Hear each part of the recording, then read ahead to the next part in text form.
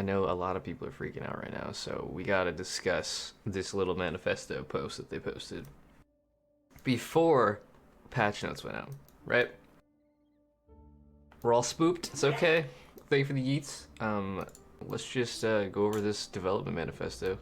No, you're an egg, motherfucker! Oh god, what? Captain Weasel, thank you for the prime, so welcome on in the egg card. Alright. Balance changes in Betrayal. Every release, we choose some specific game balance issues and gameplay limitations to address and adjust. The patch notes tomorrow will cover the comprehensive list of changes, but today we'd like to cover some specific changes and the reasons for them. Statsticks! No, you're an egg, motherfucker! Oh god, what? I might need to pause alerts for a sec. Statsticks has been a feature for PvE for a long time, like I think, what, 2 years now maybe? Since Shaper items came out.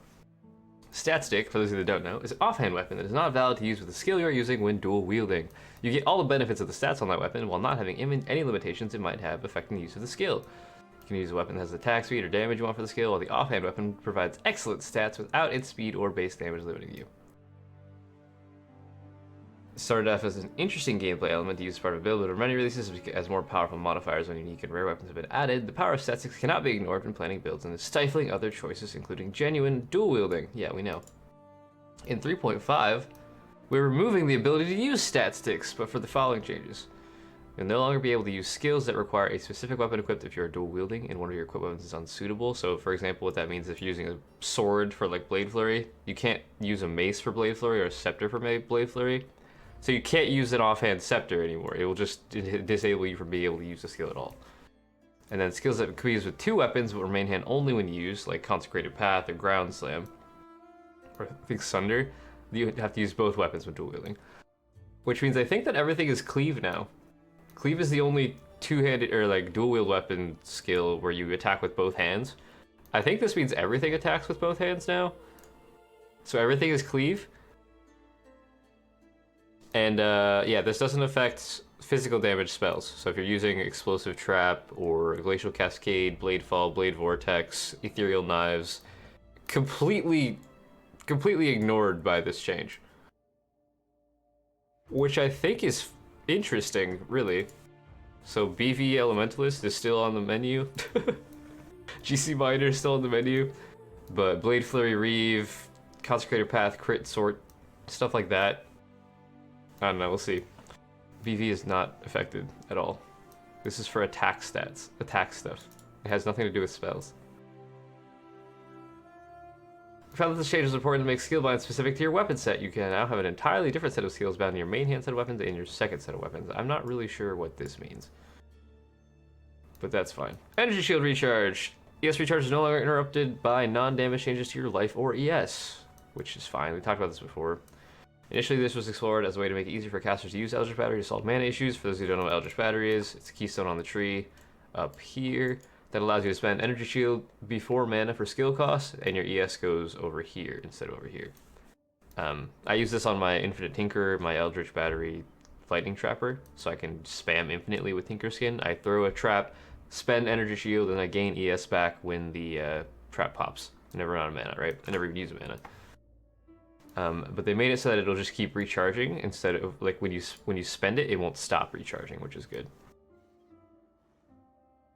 They've also added more flat energy shield to the tree, which is interesting. So that's a generalized energy shield buff across the board, which means that we'll have more nodes that have, like, you know, 20 flat ES or whatever. I don't even know if I can find one easily.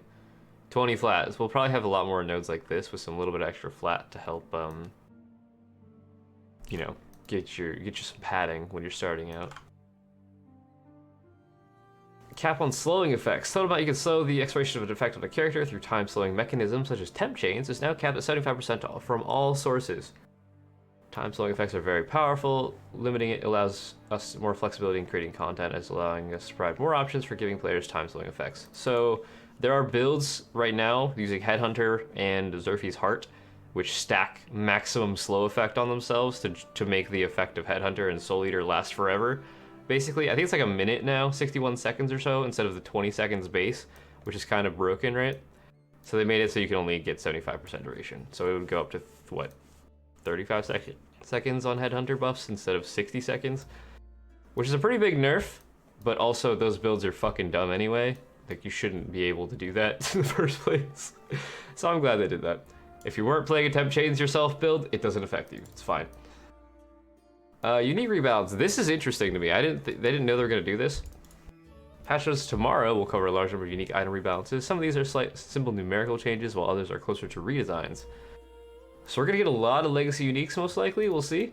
But they're rebalancing unique items. Any item that drops very rarely should be justified in being that hard to find. Many rare items have been improved, while a few are made more common. This is uniques. Many rare uniques have been improved. So, like, all of the extremely rare tier 1 stuff, like, I don't know, what is there? Bloodseeker, Tukohamas, Shavs, Mjolnir, Aegis Aurora, stuff like that. All the T1 uniques that you never see drop, they either buffed them or made them more common. Which I'm not really sure how I feel about that. Lightning Coil as well. Unique items that have been acquired through specific high-tier bosses, for example, Elder and Shaper Guardians, should be balanced upwards when they're not up to par, so the weakest drops from those bosses are going to be buffed, it sounds like. Unique items that dramatically affected diversity in an item slot would be addressed, either by nerfing excessive power or by looking at what else was available in that item slot. So, Headhunter? Probably? Please nerf Headhunter. For the love of fuck, nerf it. Or just do something. What else would be something that's, like, affecting diversity? Zoph's Blood, maybe?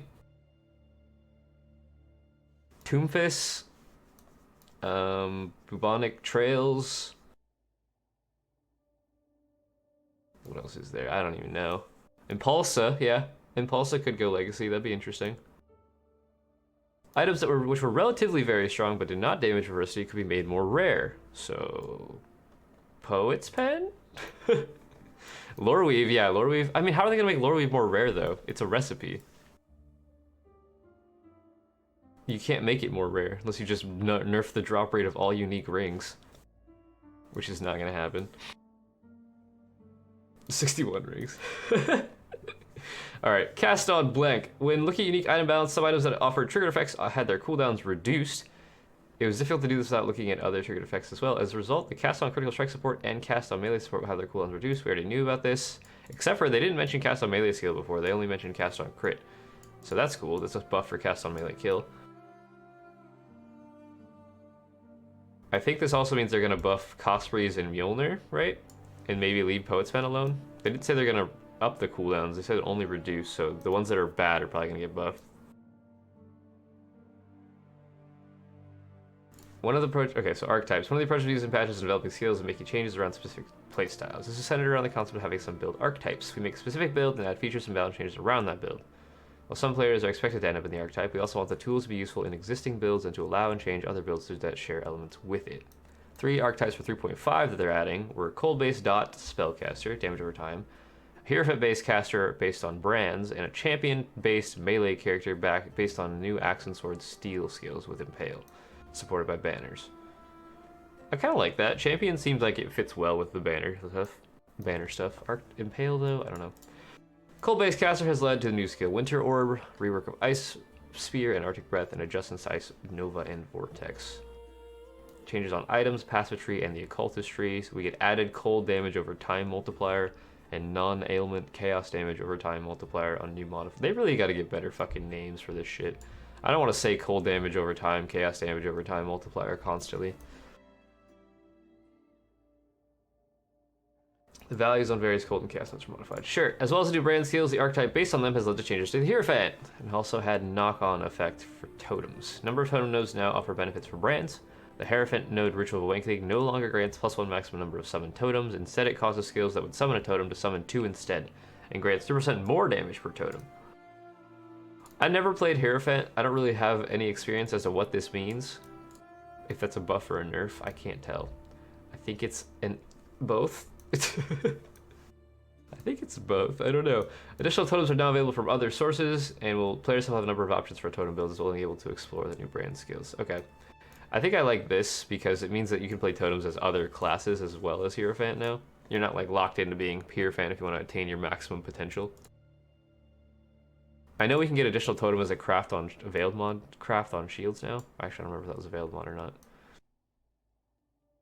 But I think that's like yeah, it might be like a toning down of Hierophant and making them more generic, and then giving you brand bonuses, and then everybody else gets buffs to totems. Searing Bond, I don't know, I guess you could have I mean, can't you summon 4 at a time then with this? The new support gives you +2 per summon, right? So you can summon 4 at a time. I don't know. Champion now has a strong impale-based way to play and has had changes to support it. Tectonic Slam has been adjusted for it, while Shattering Steel, Lancing Steel, War Banner, and Dread Banner have been added as new skills. Okay, so Champion, Impale, Tectonic Slam. That doesn't make sense. How do you slam something and impale it at the same time? What do you mean? What do you mean? Alright, what about self-casting? A lot of people have been complaining about this. Because they're buffing basically everything that isn't self-cast. Self-casting has not been a specific focus of the set of balance changes for 3.5. We don't want to rush anything without extensive testing.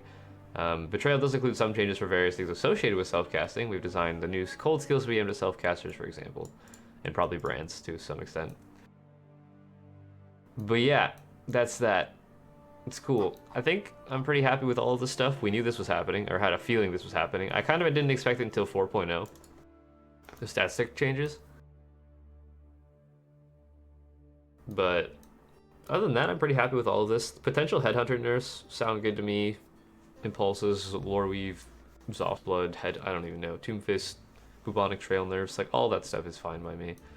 I do want to look at the, what's it called? The Markov chain stuff. Let me find it.